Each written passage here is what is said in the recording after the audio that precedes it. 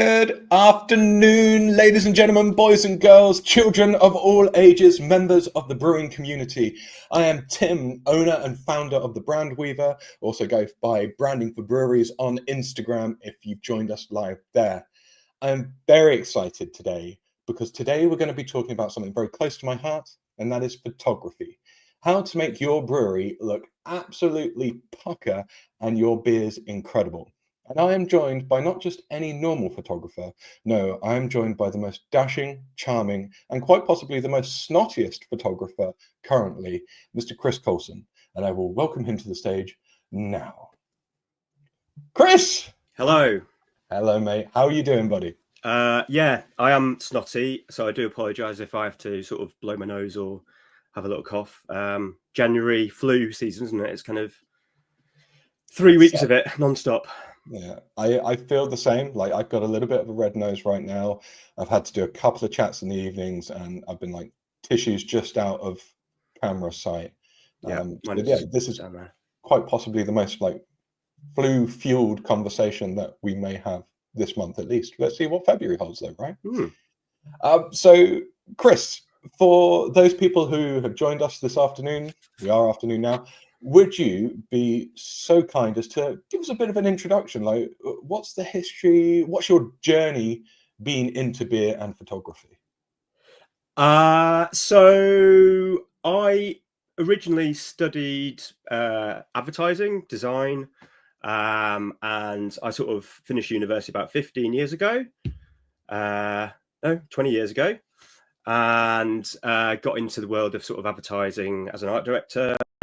So I worked in a few advertising agencies, marketing agencies, not specifically doing food and drink. So I was working in charities, did some work at IKEA, finance, and then the sort of latter stage was kind of healthcare. So quite removed from beer.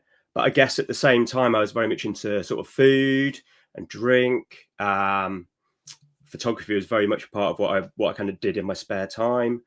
The food scene was sort of popping off, so I used to take a camera down to that, and then I think the food led over to beer, and then really heavily got into sort of, I guess with beer it was kind of like these new cans and these new, well, I guess back then it was bottles actually, so these new labels and bottles, and the designs in them, and I kind of sort of documented through photography the ones that I kind of liked, and then there's more and more.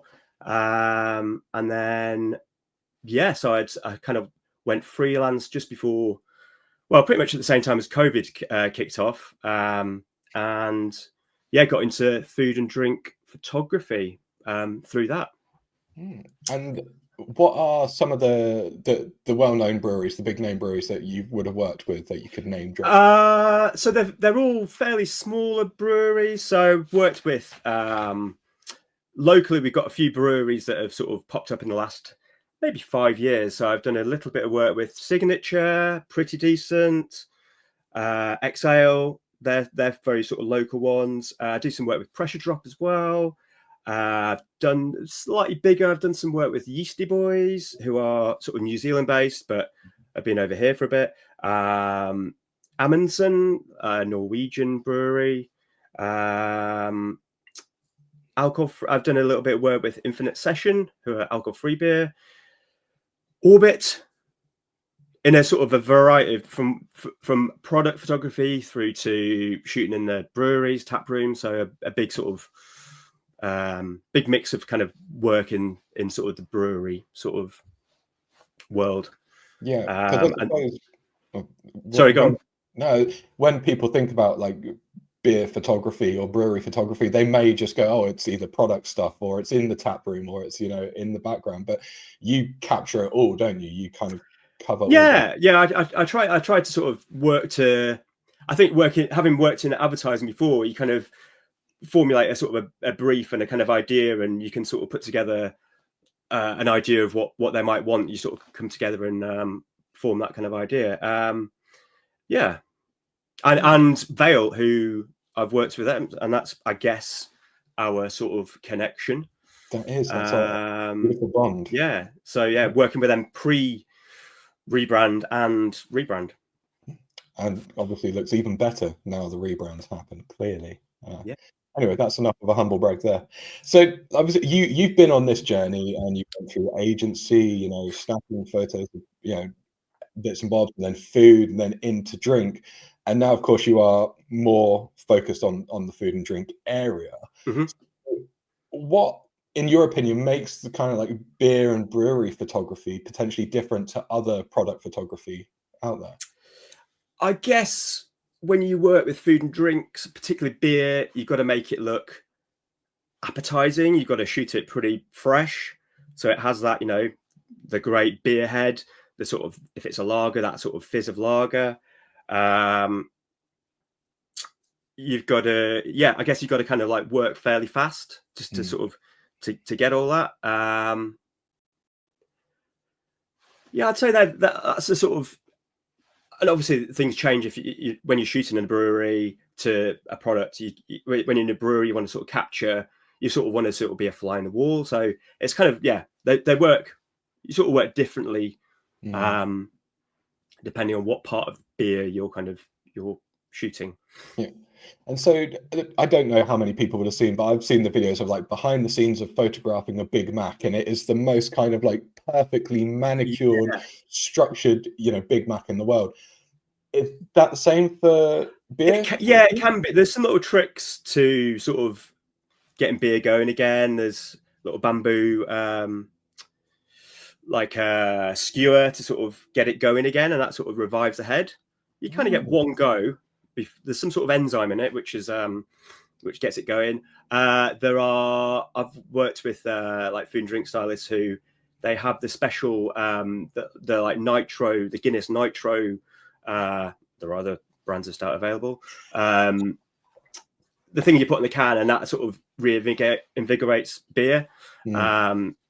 What I guess as well, if you want to make the beer look nice, refreshing, and cool, you can sort of use a glycerin and water mix to spray onto a glass. Again, you can treat the glass with some sort of almost like spray varnish so that it sticks to it. There's definitely tricks and you sort of pick up along the way. I think that's all I've got for you right now in terms of the tricks of the trade. No, that's what I'm thinking. I just love the idea that a brewer sat listening to this going, crap, I've got to go and find some glycerin and I've got to squirt it on a glass. Yeah. But okay, so obviously this is the idea of these chats are to provide as much value to brewers and people within the brewing industry as possible. So if they are going, yeah, we need to update our photography, or we've got a new range coming out, we need to find a photographer. But first things first, alongside finding the right photographer, like the way I work is you need a strong brief, something that really communicates what you're looking for. So as a photographer yourself, what do you like to see in a brief from a client? So you're like, yeah, I know exactly what these people are wanting. I know how to deliver, and I can nail this for them. I guess you want to know who is he targeting, and what it's being used for. You know, it's everything from social media to print. So you kind of like you need to know where it's going to be used. What you're trying to say with it is, I guess, quite important. And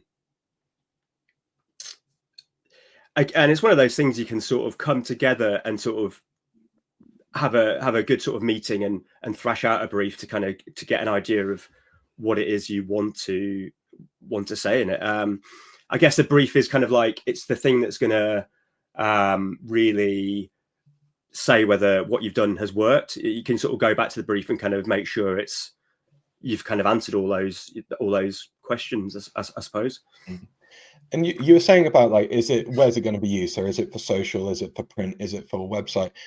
I can see how practically that will impact what you're shooting, or maybe the end deliverables. But from a message or narrative or composition, does it change? Like if you're shooting something for a social media campaign versus a piece of print? In terms of the resolution of it, that could kind of change it. And I guess now with like social media, you kind of got different aspect ratios to sort of think about. Websites generally you go sort of more landscape. You've got to think about landscape, and it's going to be on mobile as well.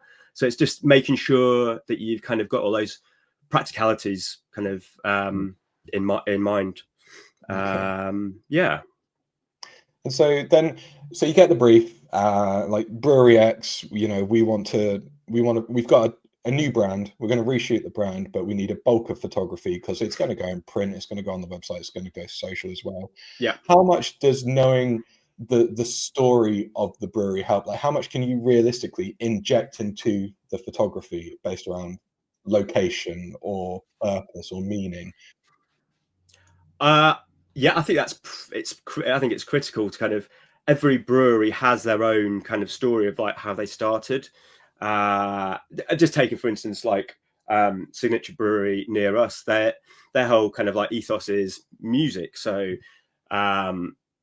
you can sort of interject that into the kind of into the visuals, like whether it's kind of like that real high fashion kind of like band type photography. There's also Duration, who, for instance, their brewery is up in Norfolk, and they are sort of surrounding this historic. In fact, their brewery is in this historic kind of like abbey, so that is, key to their sort of visuals. Yeah, I think you should sort of really stand back and sort of think about what the brewery is about and how it started, just to sort of get. And how much of that is like, or how often, or how much do breweries come to you and go, Chris, I want it to look like this? Like, you take Signature, and they might have pulled off a ream of awesome rock and roll photos, versus you going, guys, because your Signature, like, this kind of approach is really commonly used. Let's wrap an auxiliary cable around it. Let's stick it in front of an amp. Like, what's the trade-off, and what's the balance between your input and brewery's input? I think you can sort of tell that from earlier on, like, and how sort of in early meetings, how sort of focus there. Some people will come to you with a mood board of kind of like, this is what we're looking for. I think, coming from my background, it's quite nice to sort of suggest things, and kind of think of things from a different angle. But I think it should be a sort of fairly collaborative kind of way of working. And so what about if the brewery just goes like, we want it to stand out, everyone's about grabbing attention these days. So what are the things that they need to consider or potentially be aware of if they're looking to create some really standout photography that will stop a scroll or stop that turn in the page or whatever it might be?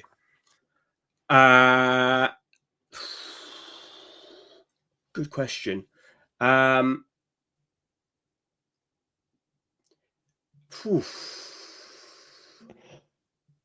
you off guard with it. You have caught me off guard there, yeah. I'm wondering if things like even the composition. So I've seen like certain photography where you're exploring different angles or styles or depth where it just feels potentially more energetic. Yeah. Those kind of things, like it's more coming out at you. But is that brand dependent again, or is that story dependent? I think it's a bit of both, I think, really. Yeah, definitely angles of it. Yeah, definitely angles of things can help tell a story. Yeah. Okay. What about? Sorry, I don't feel like I've answered that. The joy of a live conversation. If you go, oh, actually, there's this thing, then just tell us in a bit. It's okay. fine. I will. Yeah. But what about, I suppose, from a brand identity side of things? Like, we're a brewery and we use a lot of navy blues, and they were a very organic, tactile brewery. How much of that is replicable in the photography style and the grading? Like, how closely aligned should their photography be to the rest of their identity? Yeah, I think it's important to pull out. You can sort of pull out colors. So, for instance, like if the labels and the beer have that kind of blue in, for instance, like the Veil, they have big navy kind of branding on there.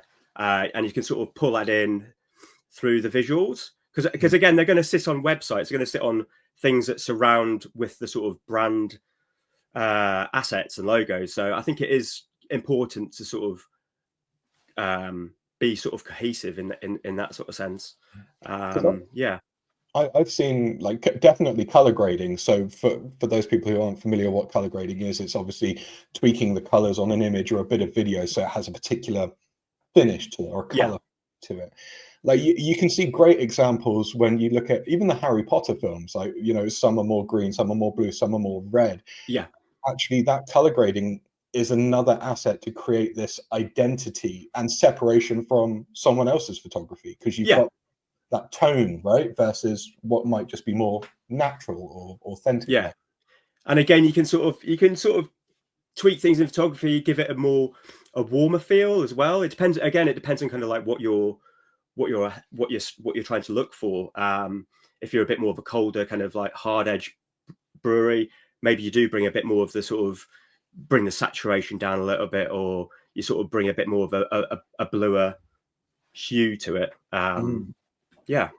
Because I'm guessing where you use like lighting and flash can also influence that as well. You get some really harsh lighting, can't you, which gives you like rock pop versus trying to enhance natural lighting, right? Yeah. So and I think there's definitely, in terms of lighting, you can go for a more softer natural look,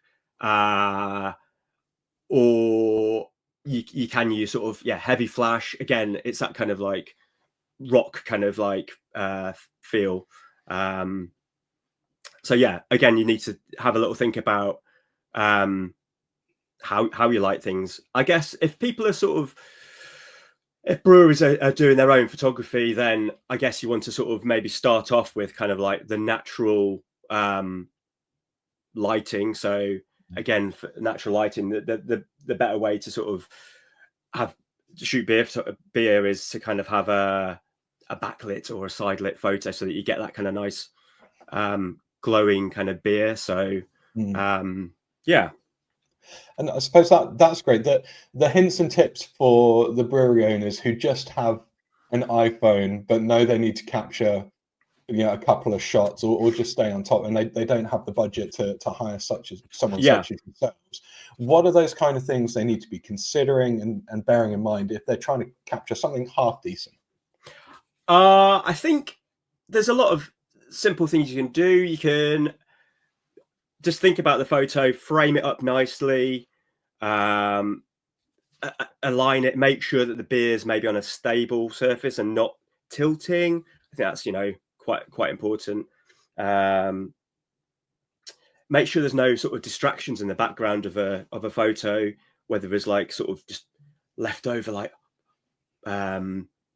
sacks, or there's a sort of bit of hosing sort of like in the background that's a really distracting color, and other things like I guess making sure that if you're shooting a can or a bottle, just make sure there's no sort of dints on it, and it doesn't, you want to present it in the best. You spent ages kind of like crafting this beer, so make sure you sort of spend enough time to kind of like make it look good. And pet peeve would be glassware with kind of like that's still a little bit dirty inside and has the sort of bubbles there from sort of sticking to the glass. It's very easy to quickly clean that up.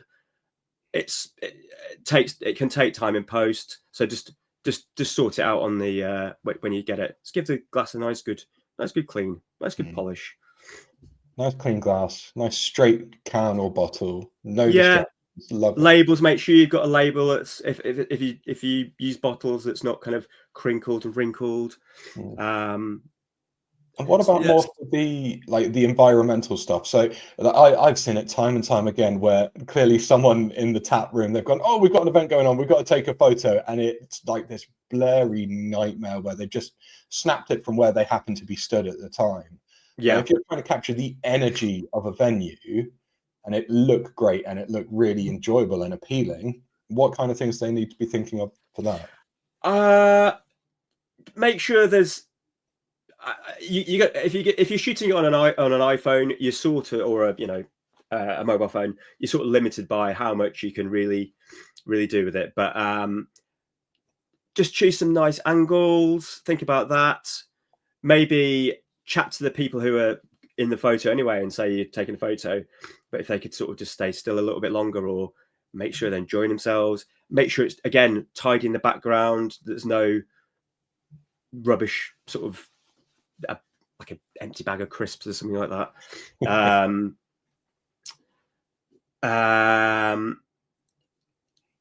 They would be the sort of main bits, and yeah. But if then they were to bring someone such as yourself in, is it easier to go, oh, actually, Chris, can you come in at, I don't know, 11 o'clock when the tap room's actually shut and we're going to invite people in? Yeah. And you're almost kind of directing the scene. Or is it better to actually have a lively environment on a Saturday afternoon where things are buzzing? Like, can you tell the difference between those two? You've definitely got a lot more control if you sort of do recreate and repurpose it. But I don't think you can really beat the kind of like a natural environment. I think you can sort of tidy up as you go around, and there's definitely something that feels as more. It depends on what your look is. If you want that very sort of crisp, clean kind of look, then yes, I think maybe you can recreate it. But I think if you want a sort of if someone was coming to the tap room and they were expecting something, then I think the best way would be to sort of shoot it with real people with their consent. Yeah. I think it's just that's the way I've generally done it, and I think it works much better. It just feels a more natural feel. And what about, like, I know earlier on I was talking about how you make photography stand out or different. What's your opinion on why you don't see many breweries going a little bit bolder with their photography in terms of like, oh, we're going to do this all in black and white, or we're going to sacrifice some crazy flash or strobing or anything that you might be more comfortable seeing in like an advertising or say like a high fashion brand or a sports brand. But with a lot of beer photography, it's kind of like, that's the product. Here's a beer on a FV. Yeah. I feel like most of the breweries are probably quite stretched in terms of like they're quite small setups, and they just need to sort of create some visuals pretty quickly. I think that's definitely something that we'll start to see. It's definitely, for instance, like Verdant. They have a photographer that shoots all their stuff, and they feel much more kind of like where some of the US breweries like Treehouse, Allegat, kind of like they feel much more finished kind of pieces. And again, they're using sort of quite harsh lighting, very visual and colourful. Yeah, I think breweries should maybe experiment a little bit more and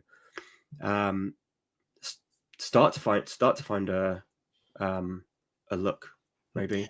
Is there any like styles out there or any photographers where you're like, I'd love to shoot something like that? I'd love to find a brewery who's bold enough to take the chance and be like, yep, we're going to do something like this. If there's any breweries, I'd say more the style, the look and the feel.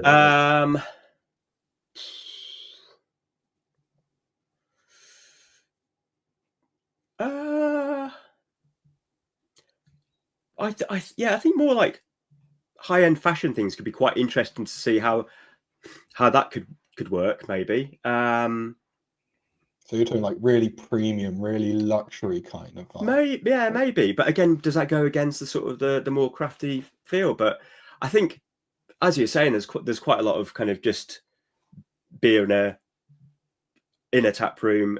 It can be quite kind of, I guess, like very samey. So yeah, I think it'd be quite nice to sort of really try something like that and see how that would work. Because it's, in my opinion, it's purely my opinion, I don't think it would take much for a brewery to stand out with their photography, given there are so many ways to treat an image, shoot an image, explore, all those variants, because everyone else does it the tried and tested way. There's very much a kind of like following the same, almost like a sheep mentality, kind of like this works, so let's do it. But yeah, I think it'd be great, like a brewery sort of takes on that kind of like. There we go. There's the challenge to any brewery owners out there. If you feel bold and daring, hook Chris up and do something magical. Yeah, give it a go. So you talked about a pet peeve of like bubbles on a glass, like a dirty glass. Yeah. Are there kind of the big no-nos for brewery owners, and what are the big mistakes for them to bear in mind if they are going to, one, work with a photographer such as yourself, and two, if they're going to try and do it themselves? What do they need to avoid? If they're going to work with a photographer, some of the things I've found before, like just being prepared for if it's on location, when it's going to happen, make sure everything's there. If on a certain day, make sure people are there, that you want to sort of be part of the photography. Again, just making sure that products look as good as they can, going back to that kind of like label idea. I think a big part of photography in general is just light, so make sure you're shooting at the best time of the day to capture the best light for the product. Again, just making it kind of like, I know that breweries are like working environments, but just make it nice and tidy. I think people who work in breweries generally try to be quite tidy. So just making sure it's all. And sometimes, if it is, it's just been hosed down, and then you can get some nice photography with kind of like reflections of the sort of hosed down floor.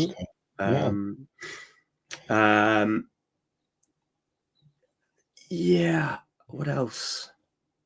Whilst you ponder, I suppose one other way to think about it is like, if the brewery is organised and they've gone, we're going to be in the tap room for 2 hours, and we've got people coming in, they're already going to be there and they're already set up. Then we're going to move into where the tanks are, and then we're going to go around to where the casks and the kegs are.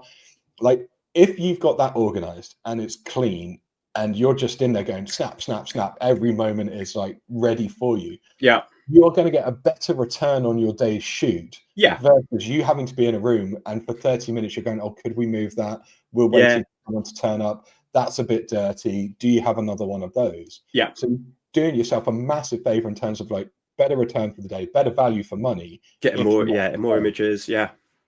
And again, if you're a bit more organized, you can sort of, if you sort of talk about things beforehand, again, you could maybe think about like getting some moving image bits into the shoot. So the things I've been doing recently are like bringing in kind of like stop frame animations, which again work quite nicely on social media. So just need to, so if you've got that time to sort of prepare and kind of get what you want out of the shoot, and again, having like another important thing, I think, as well, whether you get a photographer or not, have a shot list of things you want, just so things can be ticked off. You don't miss anything. I think that's just be quite sort of logical about things, I guess, as well. I think that the shot list thing is really worthwhile. Like when I've directed photography in the past, it has been like, you go back to what do we need and what do we want to capture. So again, you're not going, this might look good. It's like, no, we'll move on to this because this is what we need. And then what about a schedule for the day? Like, is that too strict, or is it nice to have the schedule to go? No, I guess it depends on how big the shoot is. Like, for instance, for the Vale, they a while ago, they wanted some shots in a pub and then some brewery bits. So there was sort of two locations. So it's very important to kind of like go, look, we've got this many hours at the brewery. We need some headshots. We need some shots of like making beer, looking at beer, and some products around the tap room. So for a bigger thing like that, where there's certain shots you want, I think it is very important to kind of sort of not minute by minute, but kind of go, we've got this to fit in this time. Here's what we need to do. So yeah, I think a sort of timing plan is definitely, because from a complexity of the shot side of things as well. Like if a brewer wants a particular look and a particular finish, and you know that requires off-camera flash and lighting to be set up and things like that, then it's not a quick 5-minute run and gun, is it? You've got the setup, you've got the preparation as well. So there's all the stuff that goes on behind the camera before the photograph's taken that need additional time. Okay, so lots of documentation, isn't it? Like, get your brief together, get the examples of the stuff that you're looking for. Then when you're ready to go, like, what's the shot list? What do you want to capture to make sure you get it all? And of course, like a rough outline or schedule for the day. And from my perspective, when it comes to like the shot list, I'd be encouraging clients to think about, okay, well, as you say, where's it going to go? But what are you trying to communicate? Like, if you are a brewery that's all about, you know, community and togetherness, then you want collaboration at each and every point. If you're more a brewery which is about innovation and discovery and exploration, then potentially that might be captured in the composition of the image. You're looking through things, between things. It's that kind of trying to put you in that first person discovery perspective. Because it aligns with what you're trying to achieve. So I touched on it briefly, but obviously money's tight for everyone. Breweries want to get their best value for their money. If they're going to bring in a photographer for a couple of hours, or even a day, like, how can they optimize that? How can they get the best bang for their buck when working for a photographer without absolutely bleeding you dry, I should imagine?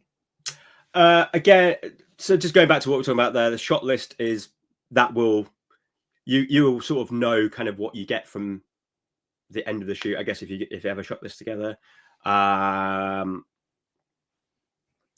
Again, maybe going back to what we were saying, like, you could get some moving image into things, which again, you've got a still and then you've got a sort of an animation you can make out of that as well. So you're getting, you know, 2 bits of content from that.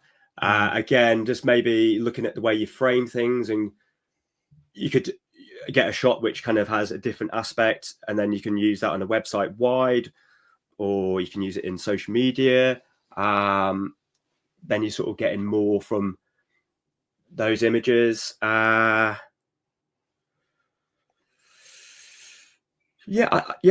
Just be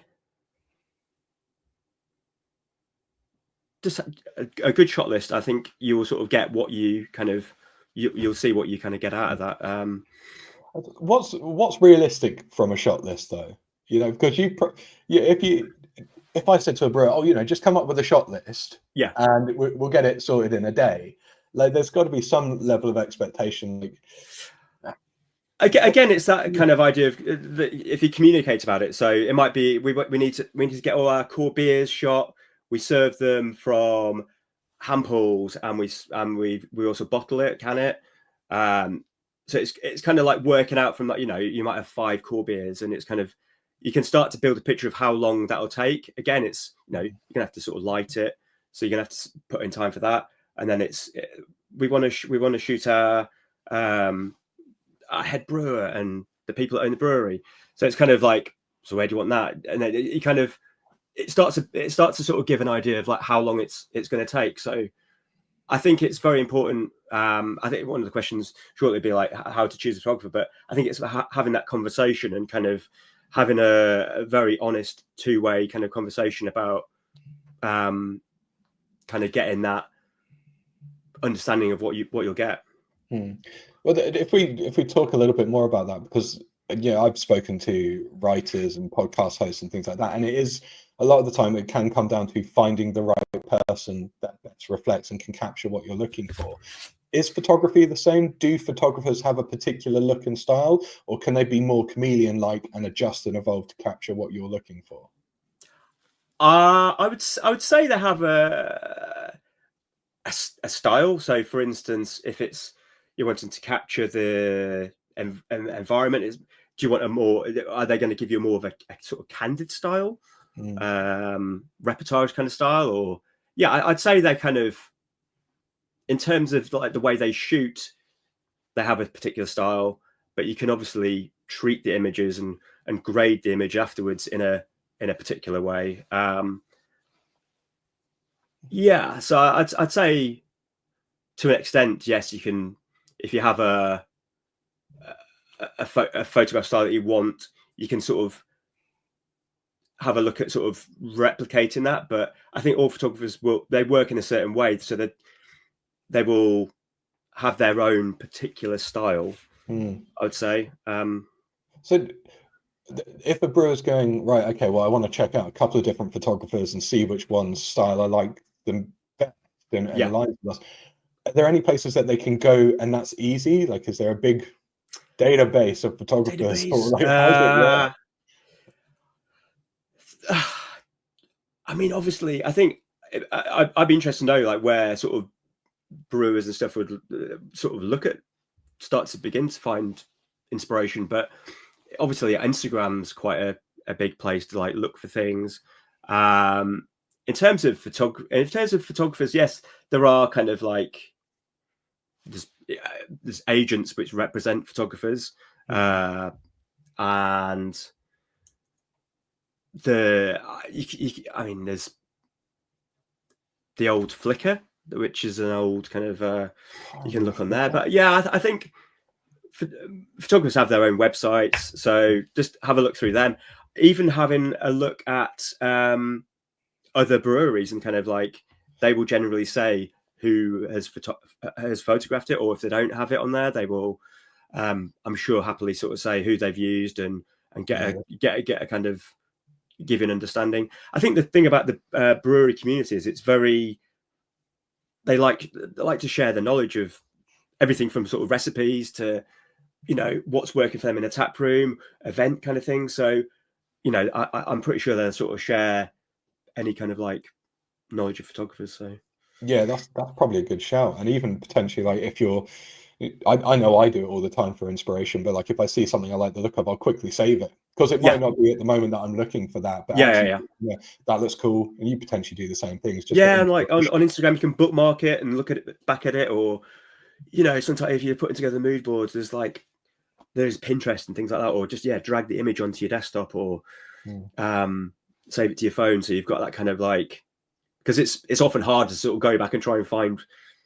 So you go down a little rabbit hole of how you. Where did I find that? Yeah. What day did I looking through my history? Could be a nightmare. Yeah. So if you're a new brewery, for example, you've got no photography. Like you want to invest in some professional photography, limited budget though. Say like, we could only get a photographer in for half a day, but they got nothing. Where would you recommend they focus that time? Like, what would the essentials be in your mind to capture?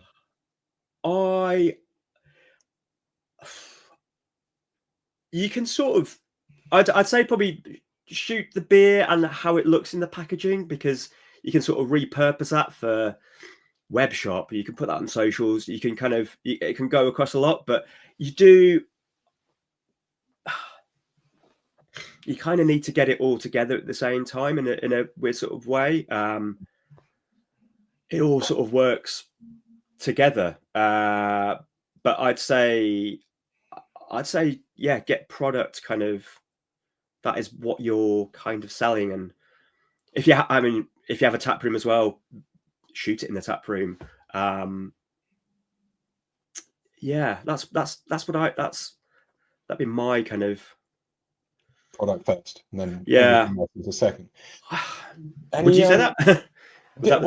I think especially if it is going on the website, if they're trying to sell online and things like that, you need that stuff. It is challenging in a half day. You go, capture some product, capture some environment, and everything else is a bonus if you manage to get it. What about any hints and tips for the people who reluctantly have to get in front of the camera?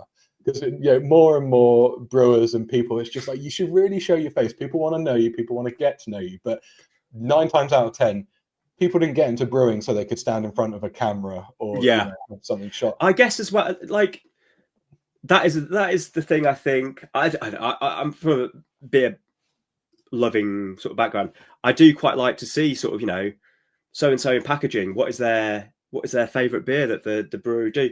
Any tips that I think just be as natural as you can. Maybe don't look to camera. You can be slightly off camera, so you kind of look into a bigger lens. And I guess as well with like iPhones now, they're not that intrusive. the video quality is kind of fine.